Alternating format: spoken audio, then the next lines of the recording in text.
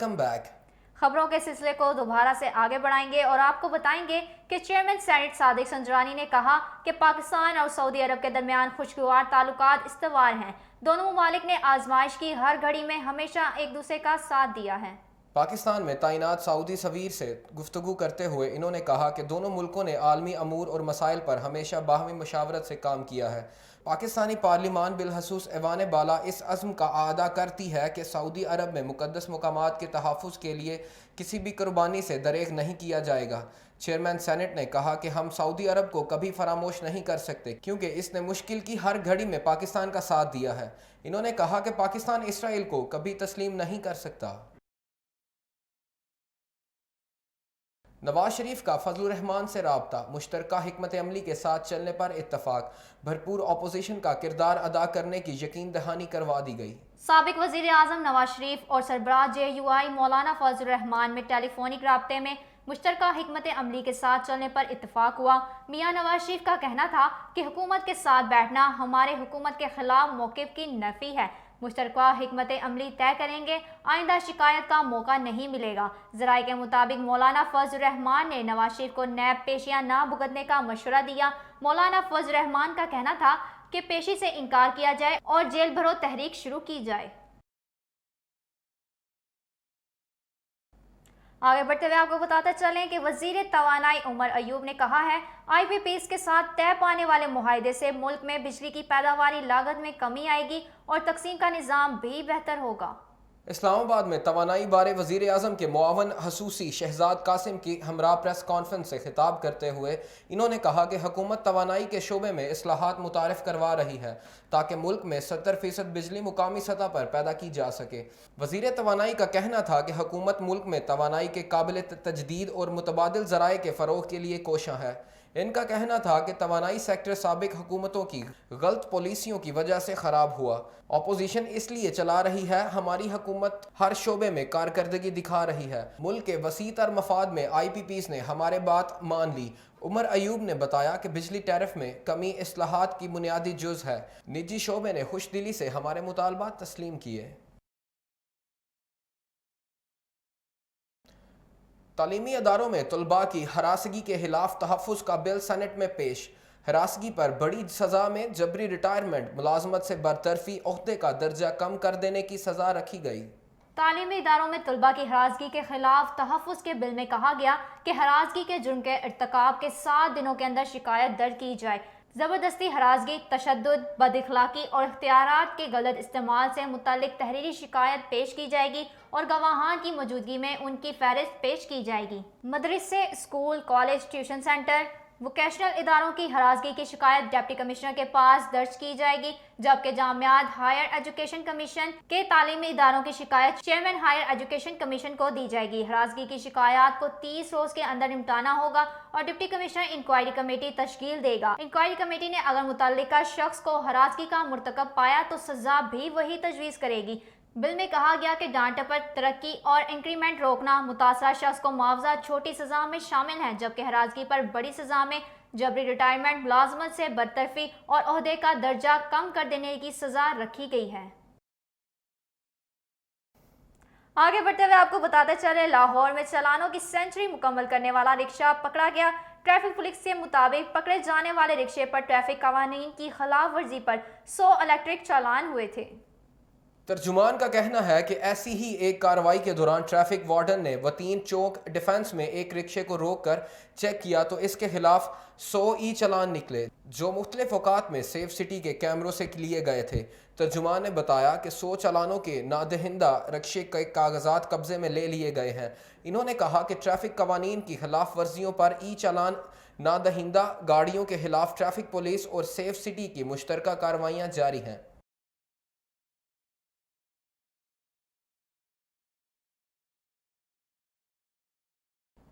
آل Pakistan private school federation کے صدر کاشف مرزا نے کہا کہ اگر اسکولوں اور اساتذہ پر کسی قسم کی کارروائیاں کی گئی تو کپتان کے نقش قدم پر عمل کرتے ہوئے لانگ مارچ اور اسلام آباد میں دھرنا دیا جائے گا۔ فیڈریشن کے صدر کاشف مرزا نے سیالکوٹ کے نجی ہوٹل میں صحافیوں سے گفتگو کرتے ہوئے کہا اگر حکومت ہمارا استقبال لاٹھیوں سے کرنا چاہتی ہے تو ہم انہیں لانگ مارچ سے خوش آمدید کہیں گے۔ انہوں نے کہا کہ ہمارا مطالبہ ہے کہ حکومت وزیر تعلیم کو فوری معطل کرے، اس کی ڈگری چیک کروائی جائے۔ یہ خود کو ڈاکٹر کہتا پھرتا ہے، یہ وزیر تعلیم نہیں بلکہ وزیر جہالت ہے۔ ان کا کہنا تھا کہ حکومت اس وقت تعلیم دشمنی کا ثبوت دے رہی ہے۔ حکومت کو اصل مسئلہ سرکاری اسکولوں کا ہے، کیونکہ ان میں ضابطہ کار SOPs پر عمل درآمد کروانا بہت مشکل ہے۔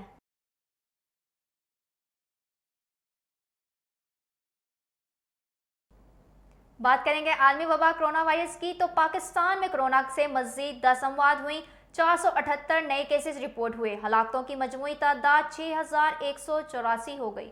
تازہ ترین اعداد و شمار کے مطابق اب تک پنجاب میں 2182، سندھ میں 2331 اور خیبر پختونخوا میں 1239 افراد جاں بحق ہو چکے ہیں، جبکہ اسلام آباد میں 173، بلوچستان میں 138، گلگت بلتستان میں 61 اور آزاد کشمیر میں 60 افراد کا انتقال ہوا ہے۔ اس کے علاوہ خیبر پختونخوا میں 122 کیسز، پنجاب میں 56 کیسز، بلوچستان میں 26 کیسز، جبکہ اسلام آباد میں 12 کیسز اور آزاد کشمیر سے 3 کیسز سامنے آئے۔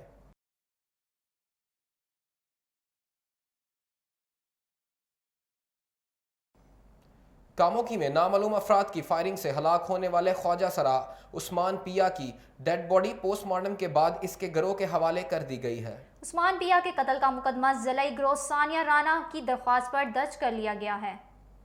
18 سالہ عثمان کو اس وقت نامعلوم افراد نے فائرنگ کر کے قتل کیا جب وہ اپنے گروہ کے ڈیرا پر فنکشن پر جانے کے لیے میک اپ کر رہا تھا۔ موٹر سائیکل حملہ آور سر میں گولی مارنے کے بعد فرار ہو گئے۔ تھانہ سٹی کے علاقے GT روڈ پر خواجہ سرا عثمان پیا کے ڈیرا پر رونق جاری تھی اور لاڈلا چیلا عثمان پیا نچلی منزل میں خصوصی فنکشن کے لیے میک اپ کر رہا تھا کہ اچانک 2 افراد سیڑھیاں چڑھ کر اوپر آ گئے اور عثمان پیا کے سر میں گولی مار کر فرار ہو گئے۔ عثمان پیا موقع پر ہی ہلاک ہو گیا۔ خواجہ سرا کی ضلعی گروہ ثانیہ رانا کی درخواست پر مقدمہ نمبر 892/2020 زیر دفاع 302 تھانہ سٹی میں 2 نامعلوم افراد کے خلاف درج کر لیا گیا ہے۔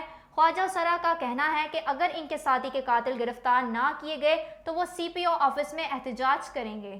جی یہ جو خواجہ سرا کا قتل ہوا ہے میزان بینک کے اوپر ہوا، یہ ہمارے عثمان اور پیا نامی خواجہ سرا تھا اور فنکشن سے آئے ہیں، فنکشن سے فارغ ہو کے نہا رہے تھے، اس وقت نامعلوم افراد آئے ہیں 2 اور فائر کر کے قتل کر دیا۔ خبر شامل کرتے چلے گھوٹکی سے، جہاں محرم الحرام کے دوران ضلع گھوٹکی سیکیورٹی کے فولو پروف انتظامات کرنے کا فیصلہ کر لیا گیا۔ مجالس اور جلوس مقررہ کردہ وقت اور کرونا وائرس کے پیش نظر احتیاطی تدابیر کے مطابق منعقد ہوں گے۔ اسلحہ کی نمائش اور لاؤڈ سپیکر کے غلط استعمال پر سخت قانونی کارروائی ہوگی۔ ضلع انتظامیہ نے تمام تر انتظامات مکمل کر لیے۔ Ghotki deputy commissioner Ghotki lieutenant retired Muhammad Khalid Saleem کی زیر صدارت ان کے دفتر میں محرم الحرام کے سلسلہ میں ایک اہم اجلاس منعقد ہوا، جس میں شہباز رینجرز 63 ونگ سردار گڑھا کے ونگ کمانڈر کرنل جمیل، شہباز رینجرز میرپور ماتھیلو کے acting wing commander Ghulam Sarwar Khan, ASP Ayaz حسین بلوچ سمیت اسسٹنٹ کمشنرز، تحصیلداروں، DHO، DSPs، محکمہ میونسپل، سیپکو اور متعلقہ افسران سمیت مختلف مکتبہ فکر کے علماء نے شرکت کی۔ اس موقع پر ڈپٹی کمشنر نے خطاب کرتے ہوئے کہا کہ ضلع گھوٹکی میں مذہبی ہم آہنگی ہے، اس کے باوجود محرم الحرام کے دوران ملک دشمن عناصر فساد پھیلانے کی کوشش کر سکتے ہیں، اس لیے ہمیں متحد ہو کر ملک و قوم کے مشترکہ دشمن کو شکست دینی ہوگی۔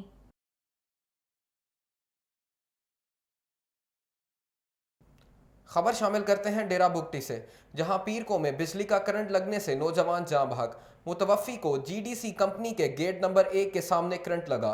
بارش کے پانی سے کمپنی کے بچھائے گئے ننگی تاروں میں کرنٹ آ گیا تھا، جس سے نوجوان کو کرنٹ لگا۔ لواحقین کا کہنا ہے کئی بار عوامی گزرگاہ پر زمین پر بچھائے گئے ان تاروں کے بارے میں کمپنی حکام کو اطلاع دی گئی۔ متوفی فضل بگٹی کی لاش ضروری کارروائی کے بعد ورثاء کے سپرد کر دی گئی۔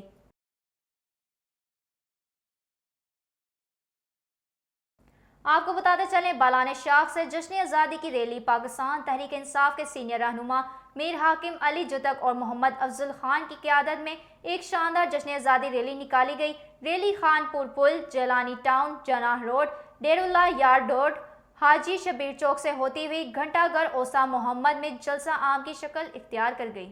ریلی کے شرکاء سے میر حاکم علی جدک، محمد افضل، بابر علی، علی بخش نون اور دیگر نے کہا کہ پاکستان ہمارے آباء و اجداد کی لازوال قربانیوں کی بدولت ملا۔ جشن آزادی ہمیں اتحاد و اتفاق کا درس دیتا ہے۔ جشن آزادی کا دن عہد و تجدید کا دن ہے۔ انہوں نے کہا کہ عرض وطن کی طرف میلی آنکھ سے دیکھنے والوں کی ہم آنکھیں نکال دیں گے۔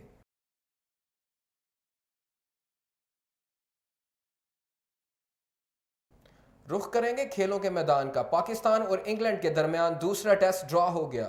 ساؤتھ ہیمپٹن میں کھیلا گیا دوسرا ٹیسٹ بارش سے متاثر رہا اور 5 دنوں میں دونوں ٹیموں کی پہلی اننگز ہی مکمل نہیں ہو پائی۔ 5ویں روز انگلینڈ نے 1 وکٹ کے نقصان پر 7 رنز سے اننگز شروع کی اور کھیل کے اختتام پر 4 وکٹوں کے نقصان پر 110 رنز بنا پائے۔ پاکستان کی جانب سے محمد عباس نے 2، شاہین شاہ اور یاسر شاہ نے 1 وکٹ حاصل کی۔ میچ ڈرا ہونے کی صورت میں دونوں ٹیموں کو 13 پوائنٹس دیے گئے، جبکہ 3 ٹیسٹ کی سیریز میں میزبان انگلینڈ کو 1-0 کی برتری حاصل ہے۔